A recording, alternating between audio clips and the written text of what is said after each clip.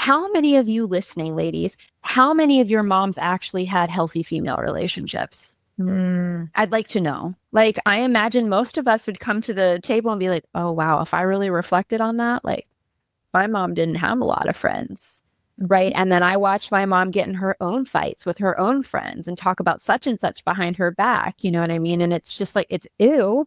And it's also like we've been born into it and raised by it. Safety and sisterhood was gone. Snitch culture was born. Welcome to Holy Shift, the podcast where medicine meets mystery and healing becomes whole. We're your hosts, Taylor Sappington and Adrienne Arizari. Two clinicians, herbalists, and mystics who believe the old ways and modern medicine were never meant to live apart. This is a space for the witches in the broom closet, the healers afraid to leave their mark, the world walkers who know they don't fit into the systems they were handed. Here we go first, sharing our stories, our medicine, and the truth about what it really takes to reclaim your power, your health, and your place in the world. Because the safest, most radical thing you can be is yourself. This is your permission. This is your portal. This is your holy shift.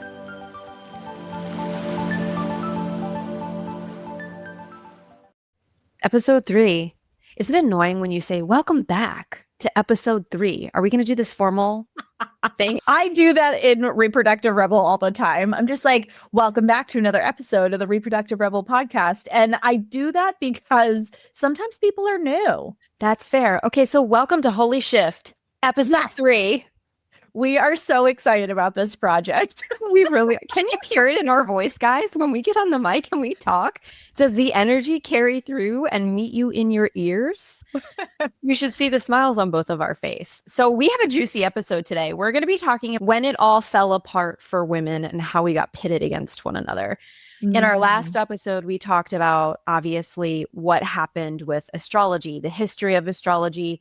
I don't want to say the eradication of astrology because it went underground. Herbalism went underground. Midwifery went underground. And they're starting to really revive above ground. And I am so excited about how they're coming up and above ground in such an audacious and look at me kind of way. But weaving the thread of all of these things going underground, when these things were forced underground, women were really pitted against one another, were they not?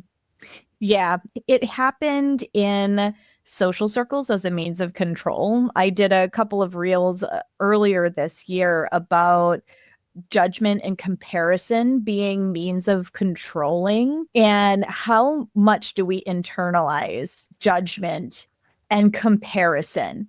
And if you really sit with it, it is a means of control because you're not going to want to play outside of the scripted box. Holy shift, right? Like holy shift.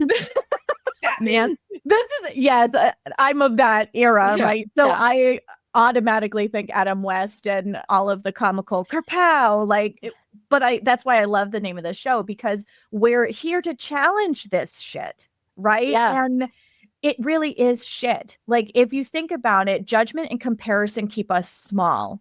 And it was a way for the patriarchal narrative to control the interactions of women. So there used to be this concept called a gossip, okay? Can you do me a favor really quickly too? Because I think patriarchy drags multiple things along with it, right? Like, I think people roll their eyes when they hear the word patriarchy.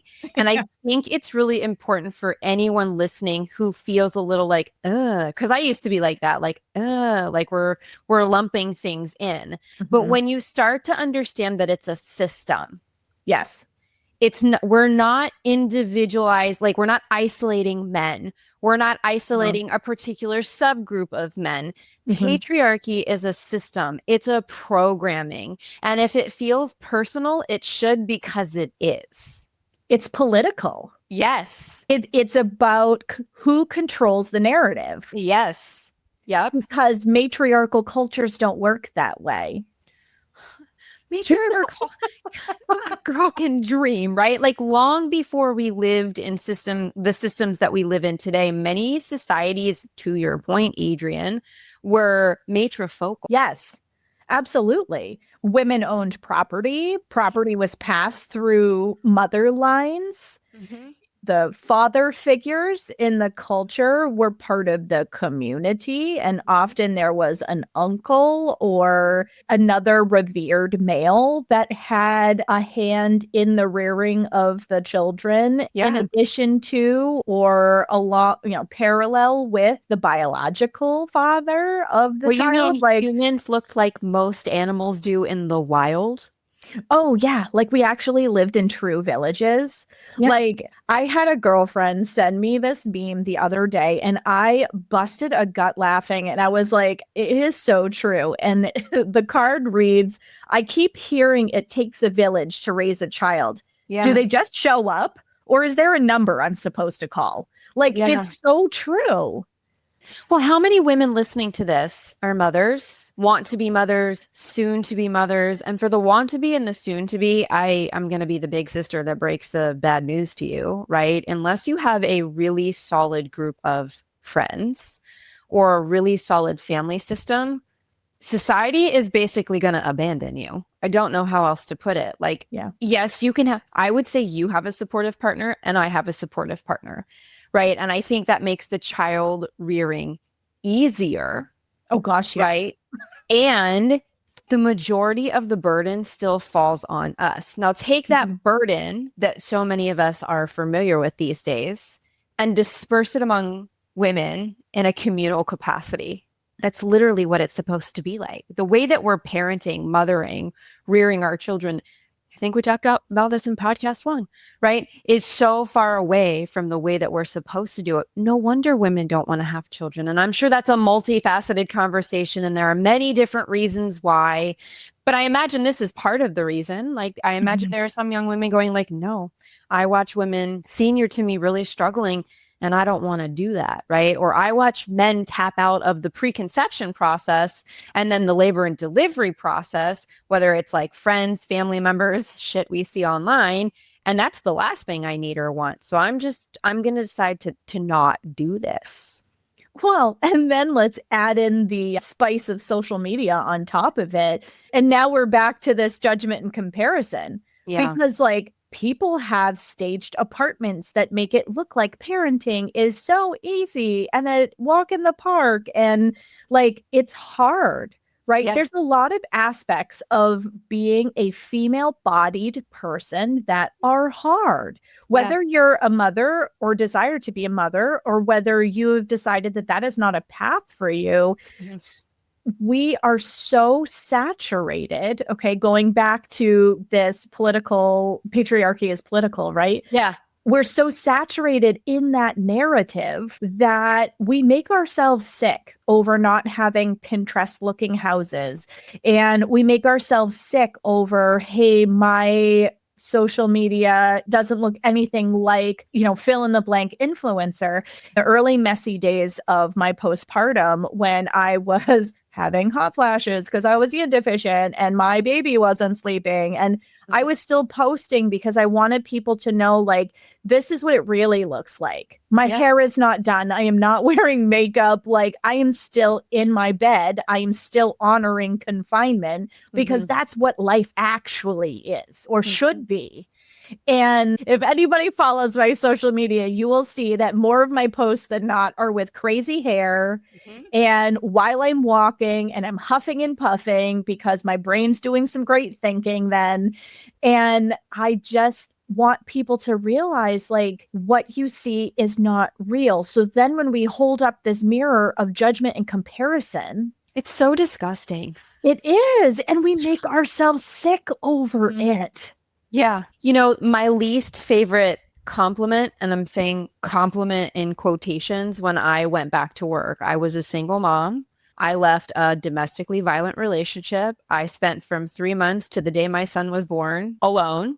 Then I raised him alone for 2 years. My least favorite compliment when I went back to work at 8 weeks, which is insane for me to think about now. Like, I did that too. C-section, emergency C-section, premature baby, barely getting breastfeeding under my wing. And I have to go back to work to pay my bills because I had unpaid maternity leave. Right? was, wow, you don't look like you had a baby. Yeah. How do you respond to that? My favorite right now, as a just hitting a year and really only starting to feel my energy coming back. Yeah. I tried to start exercising a few times because like I felt morally obligated, not really honoring the fact that I wear my son everywhere. Yeah. I lift and pick up laundry baskets and I move things around and I am crouching and getting up and all of these things with 20 pounds strapped to my back. I literally ruck all day. Yeah. So like I hadn't honored the fact that I was doing that part, right? So I tried to go back to exercising and like it would wipe me out for like several days at a time. And I'm like, my life is way too busy for this to happen. So right around 11 months postpartum, I started to actually feel like exercise would feel good beyond what I'm getting in my normal day-to-day activity. And my normal day-to-day activity was already including walks with my son strapped to my back, right? So I was already doing weight-bearing activity. And now it feels good, but like I kept holding myself, you know, and I do this for a living, right? But that tendril of comparison and judgment is so, we're marinated in it. Yeah. That even when you're aware of it, it still occupies space in your brain. And I love when people look at me and their eyes go to my stomach and then they come back up to my face. And that was actually where my initial post earlier this summer came from, was the fact that my husband and I were talking to a woman, and my husband and her were talking about running routes because we were at camp and he goes in one direction and he saw her out running one morning. And so he asked like, hey, are there other places around here that are good to go, blah, blah, blah. And I chimed in because we started talking about kids running. I was like, yeah, I used to run with the kids all the time and blah, blah, blah. And I think I was like 7, maybe 8 months postpartum at that point. And this woman looked straight at my stomach, then back up at my eyes, like no trying to be casual about it, nothing, to the point where it even made my husband uncomfortable. Yeah. And I said, well, clearly I'm not running right now. Like I called her out on it. I was like, clearly I'm not running right now. But my little guy, who was right in dad's arms, was right there. So you could see the reason why I haven't been running. But that judgment was so in overt. No world should that be normal, and we've normalized it. In no world should it be normal for one woman to judge another woman in any capacity. I am not saying you have to be kumbaya friends with everybody, okay? No. Because we are not built that way. We have varying and contrasting likes. There are differences, but our differences are actually really beautiful. And if we can learn to respectfully bring our differences together, we can actually learn a lot about ourselves and other people in the process. That's a whole nother soapbox moment for our society at the moment too, though. Like we are so pitted in polarization at the moment that we can't see the forest for the trees, you know, but in no world should it be normal for one woman who can clearly see the infant being held by dad to judge another woman based on her appearance.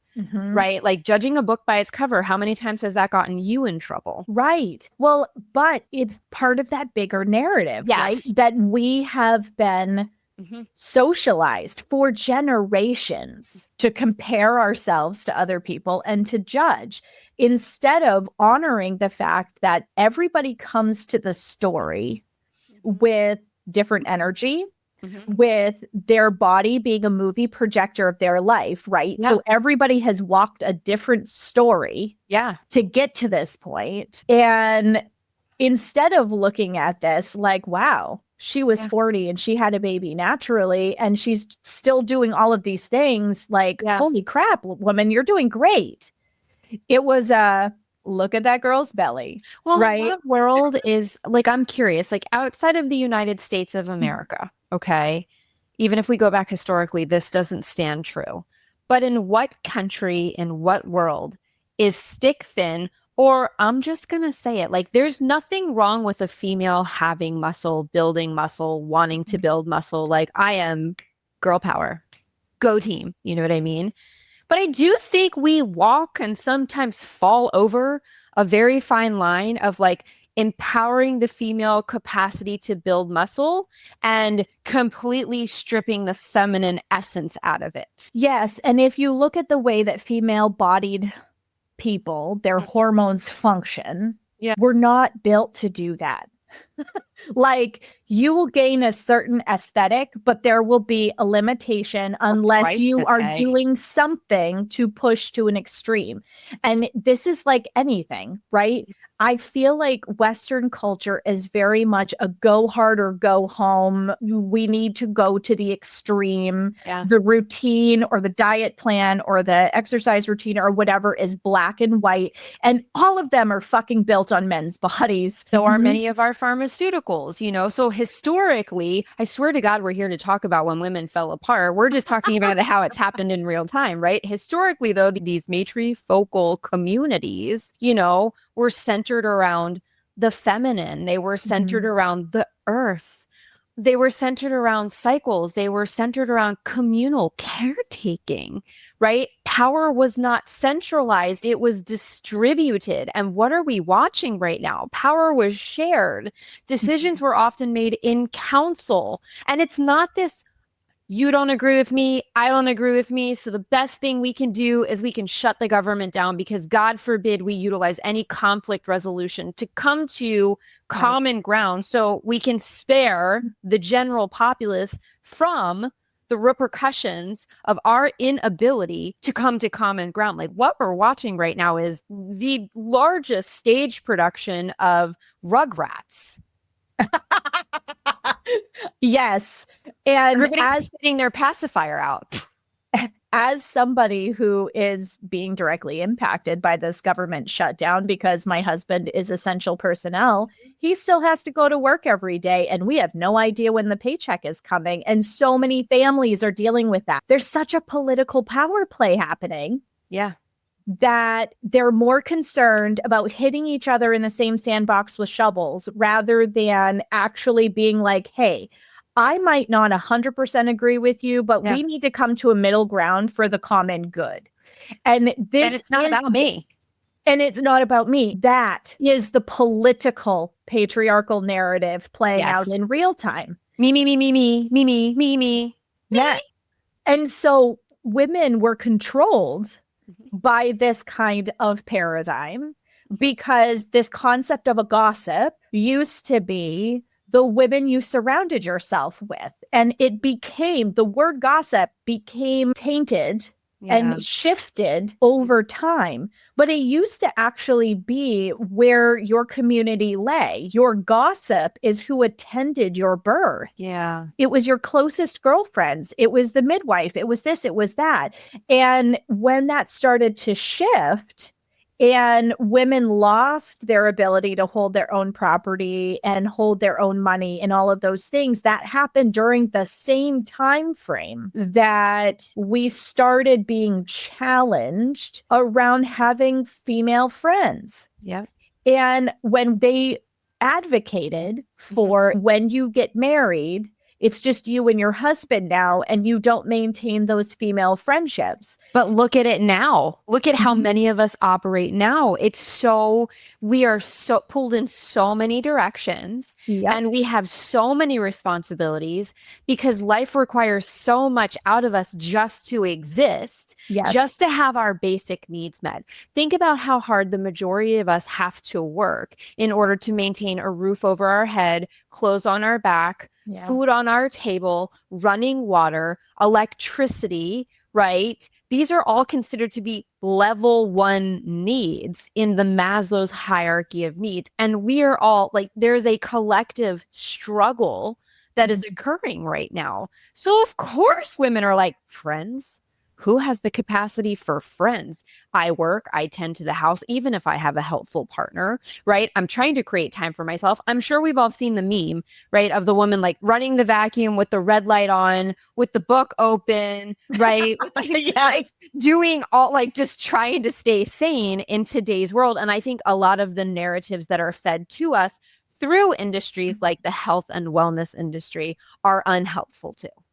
Yes, that's something that's really been coming up for me a lot lately. And I think some of it has to do with this judgment around my postpartum body. I look like the goddess of Willendorf, guys. So like, beautiful. She's beautiful. I have all the lumps in all the same places. I have birthed children. My body has been a portal to birth children into this world. It's your greatest creative expression, though. It is.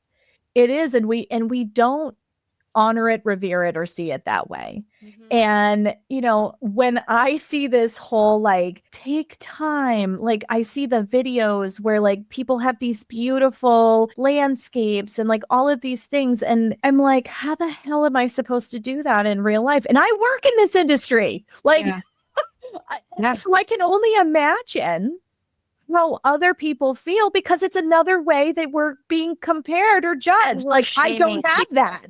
Right. Like it's another layer of shame. And shame is a collective consciousness that so many people are plugged into in a way that they're unaware of. Shame, guilt, fear. Although I feel like many people are starting to understand just how plugged into fear they are.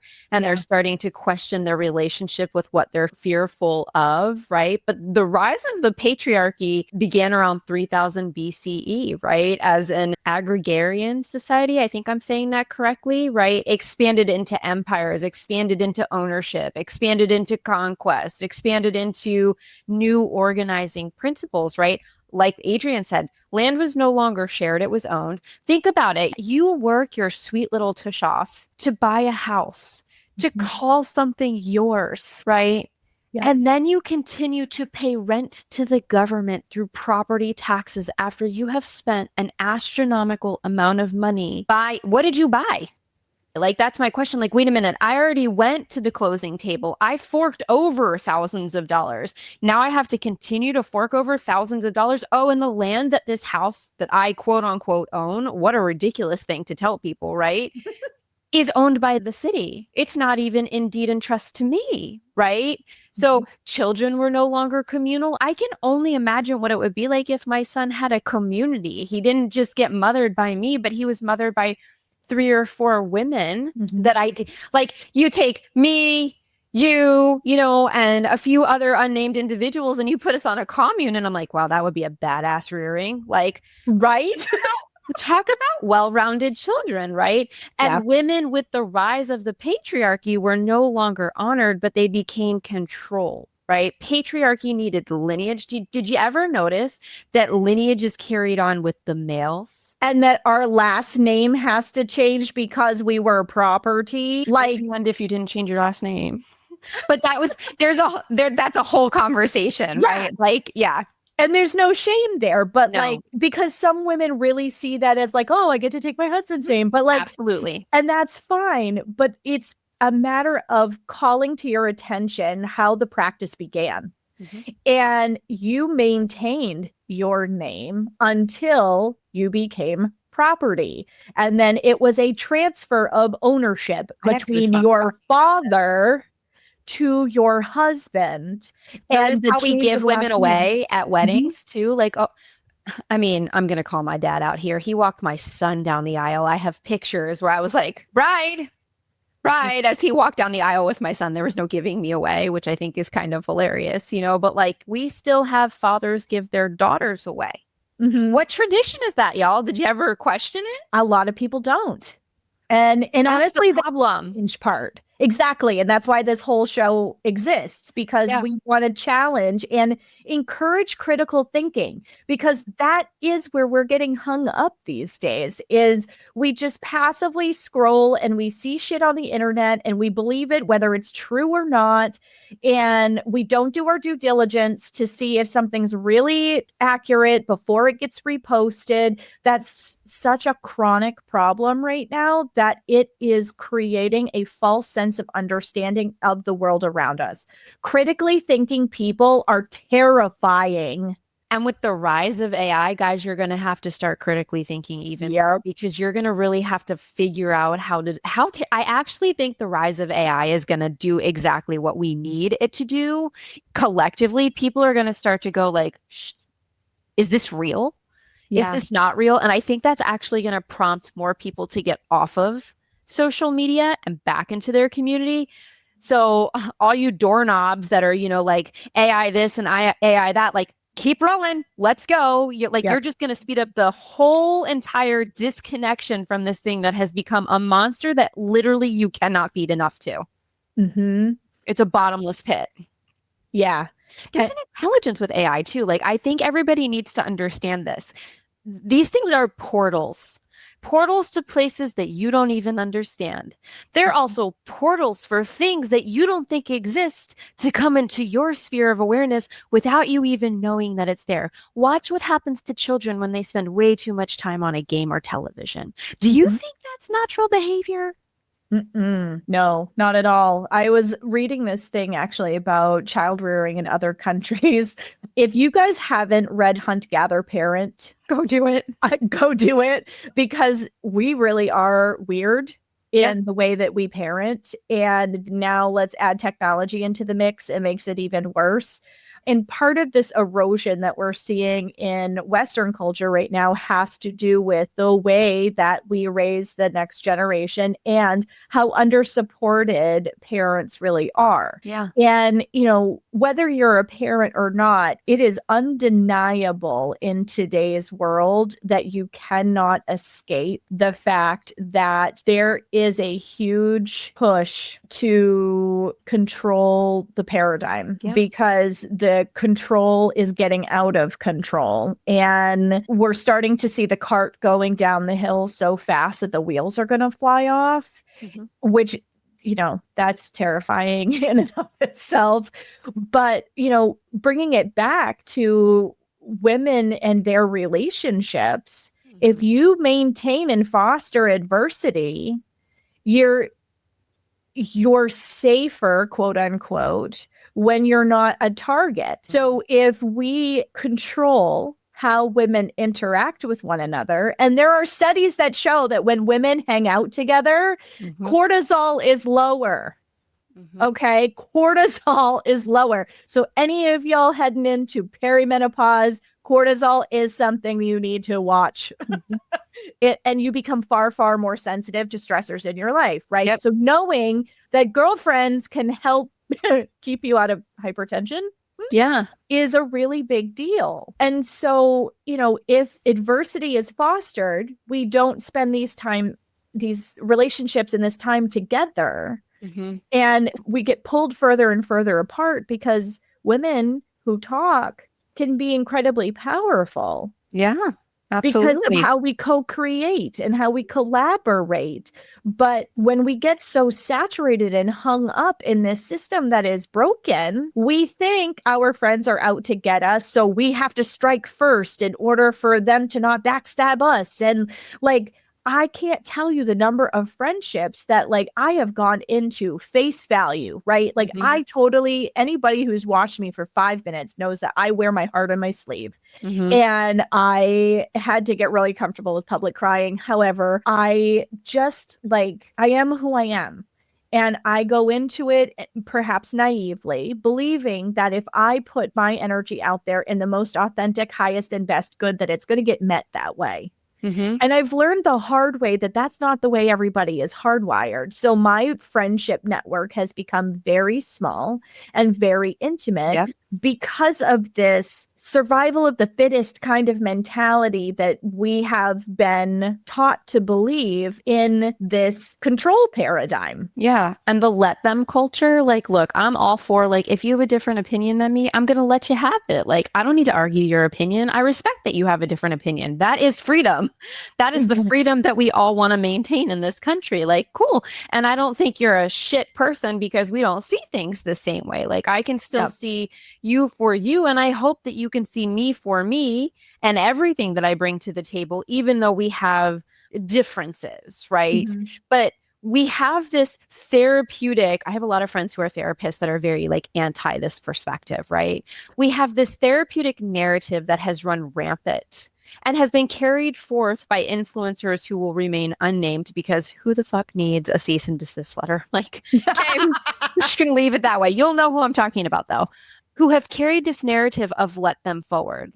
I don't owe them an explanation. Let them be in. Let's not talk about it. And it's but it all falls apart when we stop talking about it. It all falls apart when we box people out.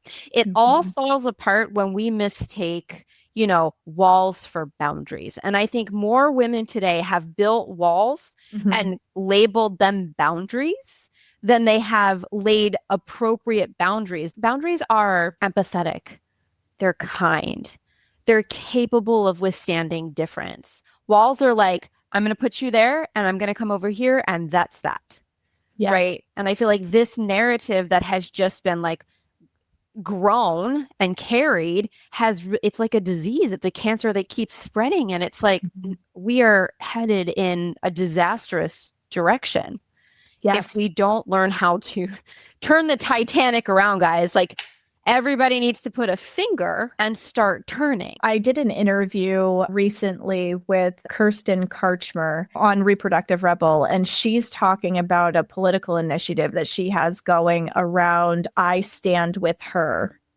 And that it doesn't matter. We're going to do a whole episode on it. I'm really excited because it's this concept of instead of drawing political lines, religious lines, color of skin, belief system lines, like all of these ways that we create these really big walls. Yeah. And we all do it innately as a means of protection. Right? Because we don't want our heart to get hurt. We don't want our reputation to get tarnished. And so we're trying to essentially, we believe, and it's totally a trauma response, right? I think at this point, it's an intergenerational trauma response, but we draw these lines in order to protect ourselves. The more we control or we believe we have control, the safer we're going to be. And it's a bunch of bullshit.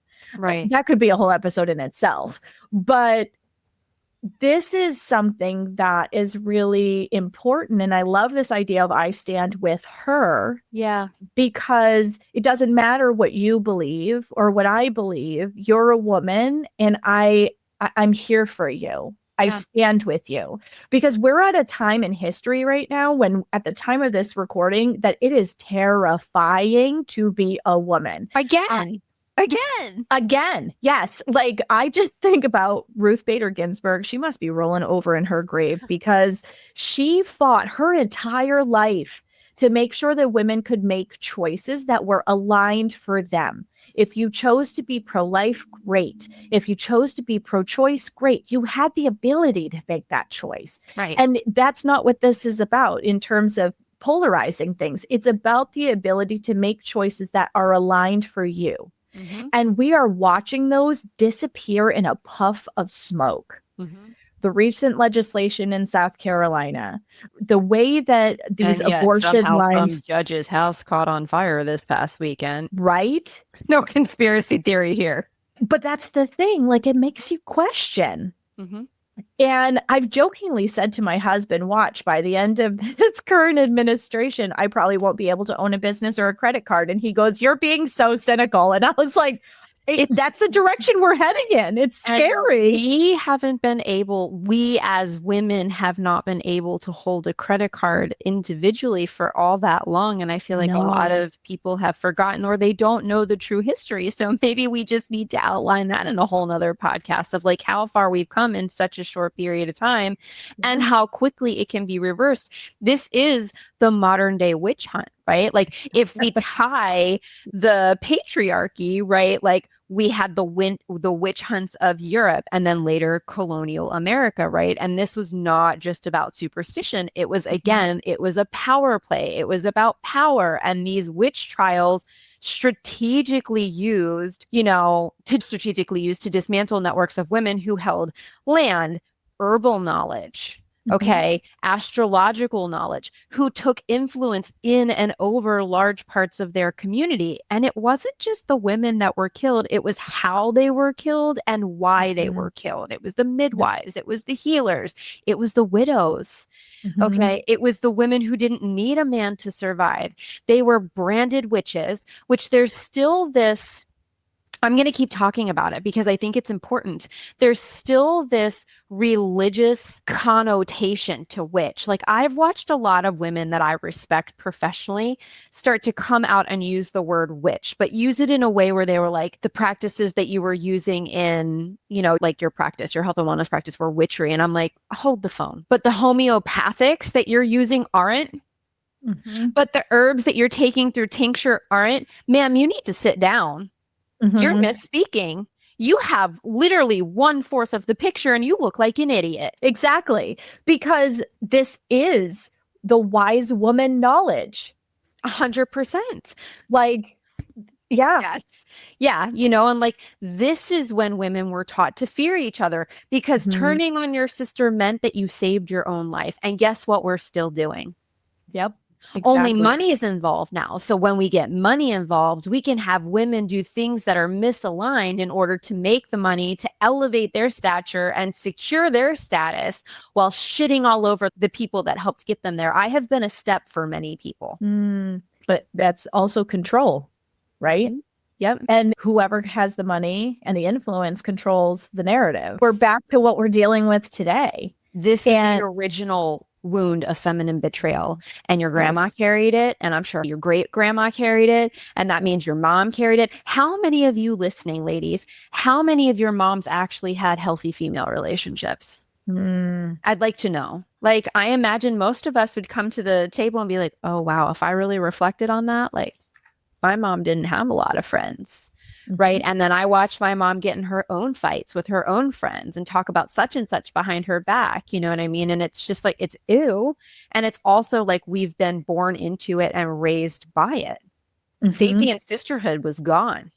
Snitch culture was born. Yes. And, I look back at my growing up experience and like, my mom had very few close friends. She didn't see them very often. So it was, her generation was still that you get married, you're kind of isolated from your friend group. And yes, raising kids, you definitely get busy. And yeah, but like, since I've had my son, the girlfriends that always show up that have always been there, they continue to show up even when they have their own little people. And do we get together as much as we used to? No, but that's just like the obligations of having little people. Like, it's just hard when you have a family and all of the things that are going on in the schedules and the sports and the, you name it. But like, we still prioritize that time with each other. And I really miss my girlfriends when I don't have time to go spend with them. And there's another thing that I think is also kind of important to note here too, is that girlfriends fill different social functions than male partners do. Yep. I just think about the number of clients who've been like, I come home and I'm frustrated with something that happened at work.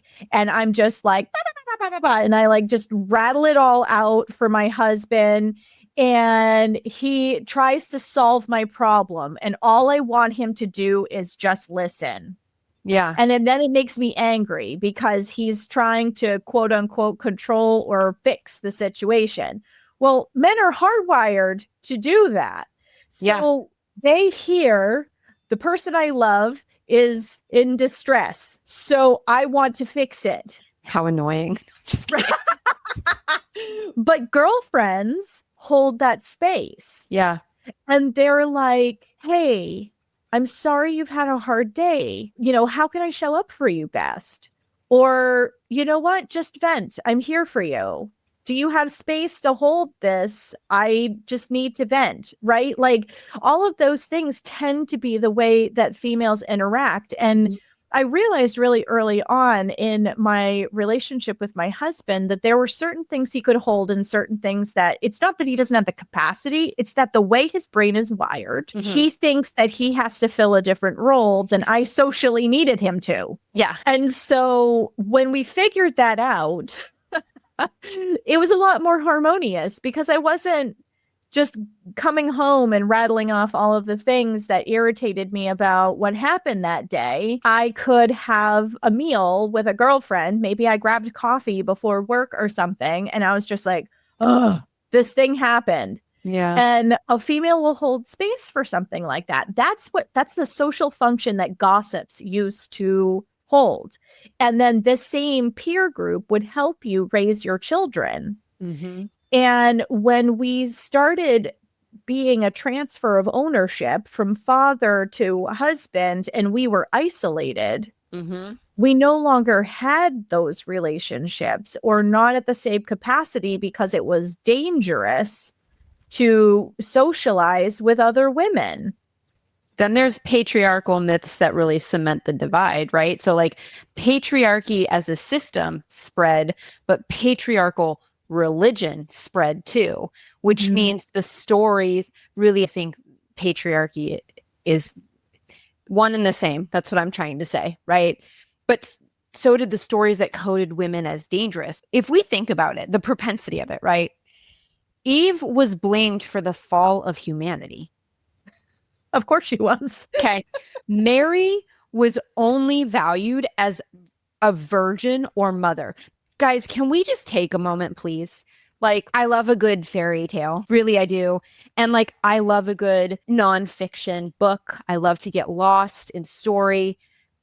Do we really collectively believe that a virgin birthed Jesus or Yeshua? Do we really believe that? Are you I mean, like, I'm asking genuinely, because I'm having a really difficult time understanding how someone just immaculately conceives. Oh, that is a theological discussion that could be a whole I would episode. love to have it, right? Because there's a part of me that's like, okay, the Bible has been interpreted and reinterpreted and reinterpreted, which instead of I would just be like misinterpreted, misinterpreted, misinterpreted, and so many of us collectively have been exposed to a work of, I'm going to call it fiction, right? Propaganda.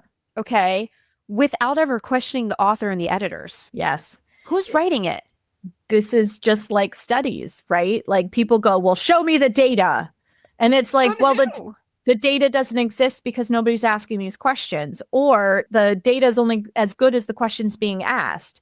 It's the same thing. Like when I was doing my master's thesis, to your point, I was struggling because I wrote about the deportation of the Acadian French, which was the first deportation that happened in North America. And it affected my family line, and I wanted to write a book about it. And so my thesis, as I was doing the research, I could only find things written by English-speaking white men. Yeah. I could not find, until 1920, there was not a book written by somebody who spoke French. It was wild. So like this thing happened to a French-speaking population, yet there were no opportunities for the French-speaking people to tell their story. It was like, what? So the same thing is true here, where we're looking at the fact that the Bible was constructed during a time frame that we were looking at men's voices as the authorities. There were female written gospels that were intentionally left out because it didn't fit the narrative.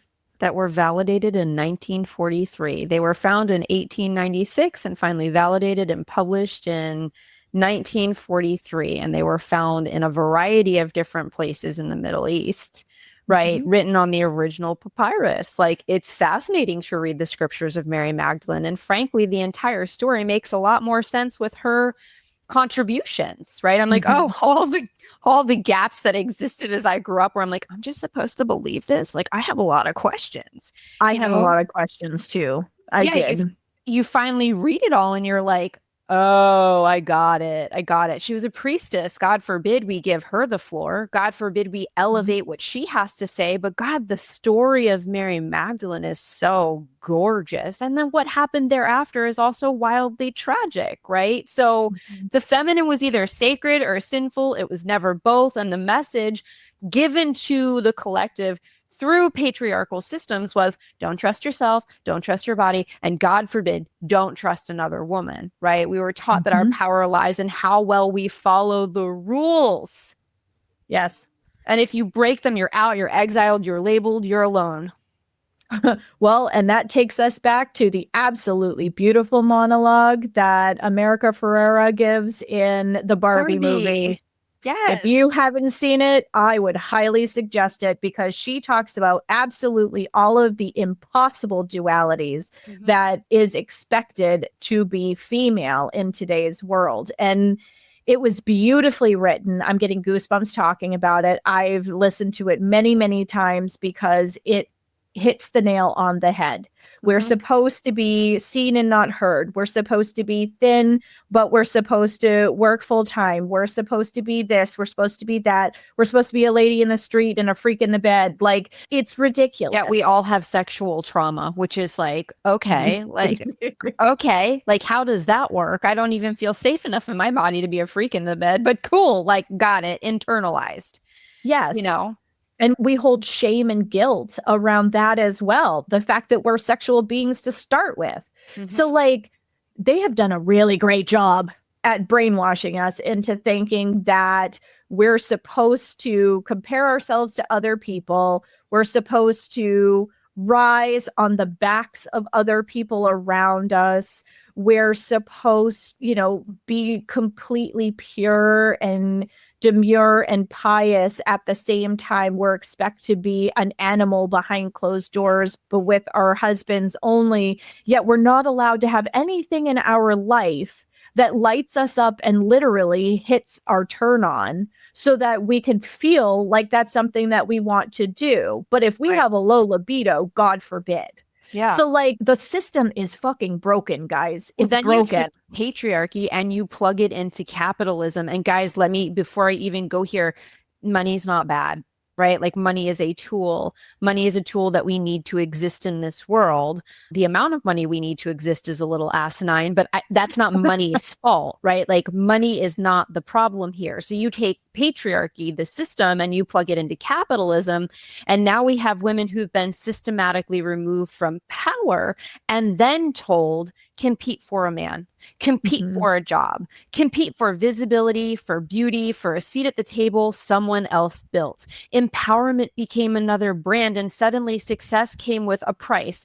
Your softness, your rest, your trust in other women, even feminism. I'm going to go here, okay? In its early waves, centered whiteness and distanced itself from collaborative emotional intelligence of ancestral feminine leadership. And what is the result of all of that? Internalized patriarchy. So what do you get after thousands of years of divide and conquer? We're watching it play out in real time, right? Like women who suffer subconsciously and distrust each other, women who shrink around other powerful women, women who fear being too much and not enough at the same time. And this is the twist, right? Patriarchy didn't have to be in the room anymore. Because now we're policing ourselves and each other. Oh my gosh, we're at a point where like I've heard OBGYNs, and again, I'm not going to call out names, but like I've heard female OBGYNs be a mouthpiece for this structure. It's like, do you hear what you're saying right now? Like you are literally sabotaging the health and mental well-being of your own gender. Like, what? What is happening right now? Also, nobody gets brownie points for going back to work 4 weeks after they've birthed their baby. I will never forget when my OB was like, yeah, I only took 4 weeks off per baby. I'm like, I want to have a conversation about that. Like, can you tell me more? How traumatized are you actually? And like, why? Didn't you want to stay at home with your babies? Didn't you feel like the additional rest would have been nice? Or are you so addicted to stress and your identity tied to this role that you can't be out and without it, out of it and without it for an extended period of time without losing yourself? That's a potent question, because that's the other piece, right? Like we end up building our identities. And if we, at the end of the day, were to strip away everything that follows the words I am, what's left? That's a scary question for some people, because we have been trained to so deeply identify with the I am a healer, I am a mother, I am this, I am that. that we lose touch with our essence self. And that is who we truly are. And in these cultures, historically, we're more female focused and it was safe to be a female. We had a connection with our truth. And we didn't have all of the symptoms. Yeah, some people are going to argue with me and be like, well, but we didn't have life expectancy back then, which is why we see all these issues with perimenopause now. I'm sorry, I call bullshit on all of that. Yeah. Because you can have an easeful transition when you are stepping into your truth. Yeah, absolutely. When you fight it. Which we fought everything, right? Like we are a society built on fighting the aging. Why?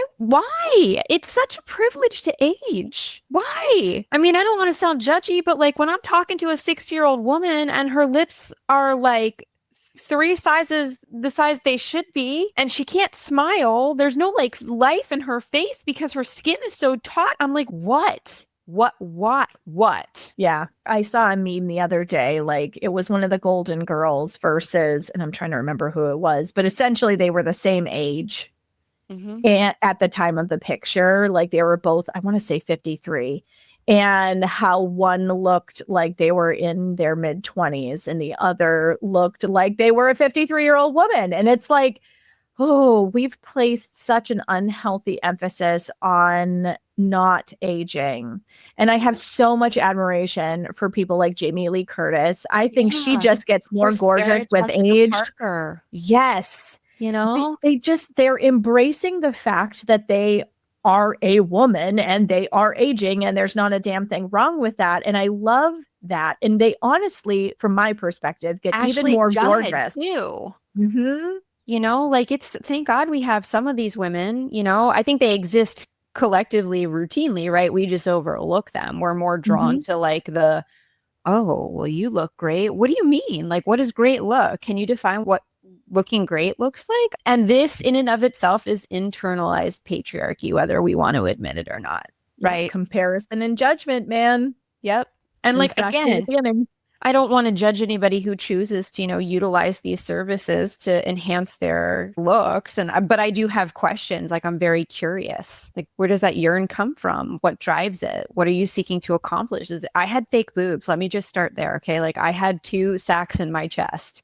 I was absolutely compensating for something that I felt like I didn't have. I didn't feel pretty. 8 years of fake tits. I'll never go back. Yeah. I love being part of the Tiny Tatas Club. Are you kidding me? I'm kind of jealous.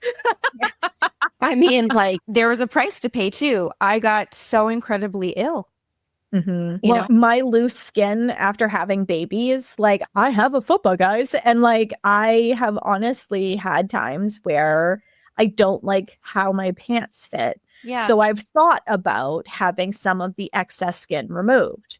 But then I start to think, like, I highly value acupuncture. I don't want any of those pathways to change. No. Do I really want to do that? Because it's actually going to affect how I age and how I feel as I age if my body can't fully communicate with itself properly. So I think I'm just going into old age with a sack of skin around my waist. And unless we're having problems, it's just going to stay there because, you know, but again, I'm not removed from this culture either, right? I feel a certain way about my body in a bathing suit, but it's because those tendrils of judgment and comparison, I'm not absolved from them. But I think it's important to like have conversations like this and raise awareness around, okay, so when you say this thing to yourself or when you look in the mirror and you see a certain thing, who is doing the talking? Is this coming from a voice in your past that has reinforced a certain message for you? Or is that actually how you feel inside? Yeah. And how many of us watched our moms pick her party apart, naughty, participate in Weight Watchers or Jenny Craig, you know, constantly strive to look a certain way in order to fill some gap that exists inside of her because she was part of an era that didn't access tools out of fear of judgment. I mean, for being honest, you know? So the beautiful thing is this gets to be a moment of return. So this podcast gets to be part of the medicine. I do believe women are waking up and they're realizing that they don't want to like win alone, that they want to rise together. I do believe that women are remembering that collaboration is not weakness, it's legacy. I do believe that women are learning to hold power with, not over. I do believe that we are actively rebuilding the coven, the council, the community, one story, one brave conversation, and one podcast at a time. I love that. End scene. Like, I was gonna say, how do you follow that? Because I continually look for that kind of silver lining. Yeah. Because in a world where it's very easy to get discouraged, knowing that we are seeing, and there's a reel that I've shared a few times. It gets posted on different accounts. I posted it over this past weekend, but it's like a tarot card. Yeah. Beautiful. There's a woman that has a blindfold on and all the swords are in the ground next to her. And she takes the blindfold off. She's wearing a red dress. She takes the blindfold off and she grabs a sword and she starts walking straight towards the camera with this really defiant look on her face. And essentially it's a statement about the feminine rising, like the feminine consciousness is coming to the forefront. There is an awakening that is happening. And, so even though we have been in this place for so many generations of it is not safe to be friends with another woman, it's not safe to have authentic relationships with other women for fear of judgment, for fear of safety, for fear of all kinds of negative repercussions, that is starting to shift. Yeah, thank goodness. Holy shift. Right, guys. Would love to hear your thoughts on this episode. Did it provoke something in you? Did it piss you off? I mean, I think Adrienne and I are really committed to coming at these dialogues respectfully. And I do have questions, and I've spent a large portion of my life not asking those questions for fear of insulting someone. I guess that's the best way to put it. And I'm genuinely curious. So if I ask a question on here that feels controversial or challenging to your own personal beliefs, please know that it is always rooted in genuine curiosity. And also, please know, I can't speak for Adrienne, but I think we share the same story of like, I grew up in a deeply religious household. I went to Catholic school, right? So like, I've been on this journey of reflecting upon and evaluating my relationship with God, the consciousness that exists in all of us, right? I can confidently say that God is not a male for me, and he doesn't live in the sky. Consciousness that exists within all of us. So please know that I think we both carry that into these conversations, each and every one of them. Absolutely. I'm a recovering Catholic. And I used to give my mother gray hair because I was constantly asking her in church, where are all the women? Like, God is a male, but where's the mommy? Like, as a small child, I was asking my mother, well, where's the mommy? Yeah. And she's like, well, Mother Mary. And I was like, yeah, but that's not God's mommy. Yeah. Where's God's wife? Right. Because I was raised in a nuclear household. Mary and me. I didn't come face to face with divorce in any aspect of my life until one of my close friends in high school was like, yeah, my parents are getting a divorce when we graduate and we all know it. And I'm like, wait, what? Like, it was such a foreign concept to me. Yeah. Because I was raised in a French Catholic household, right? And so that was just not a thing. So when I got divorced, God help everybody, because that was a whole blew up my relationships and my family and everything else. But like, I always questioned, well, why do I have to tell the priest? Right. When God is kind of big brother, right? Like, isn't he watching me and knows that I already screwed up and that I genuinely feel sorry for it? Like, I would ask questions like that. My mother's like, shh. And I'm like, so I've always been questioning these things. And, I'm a deeply spiritual person. And there is a difference between religion and spirituality. And I think that it is important to question everything, because when we can critically think around everything that we believe, we can make choices that truly feel aligned in the core of our being. And instead of because my parents told me so, or because this, whatever fill in the blank religious figure told me so. Well, what feels like truth to you? because we are magic in and of ourselves. And we're here to give something to the world. And we can only do that from our truth, from our essence in the deep core of our being. So, I love to challenge what the collective takes as true. Yeah. I'm the person that tells people that, period cramps aren't normal. And they're like, what? Like, that's just who I am. Like, I am here to challenge what people just take at face value and consider normal. But again, just like Taylor, like, I agree with you. I'm here to do it in a reverent way. Yes. Like, I want to encourage people to critically think, and I encourage conversation. I'm not here for trolling or bullying, because that's not what this is about. We're not picking on people. We are creating awareness around things that sometimes are talked about, but maybe not talked about widely enough, or are only talked about in limited circles because of this idea of safety. Yeah, it's a call forward, not a call out. It's a call forward, not a cancel. Absolutely. 100%. I think we're going to put a period at the end of that sentence. Thank you so much. We have a juicy episode coming up too. They're all going to be juicy. I think every single one of them is. But I believe next time we're going to step into the conversation around the appropriation of herbs. That's an explosive one for me. Hang on to your hats, folks. And how pharmaceutical companies are misusing these beautiful little plant allies we have. Not so little. They're quite robust. But until next time, guys, stay well.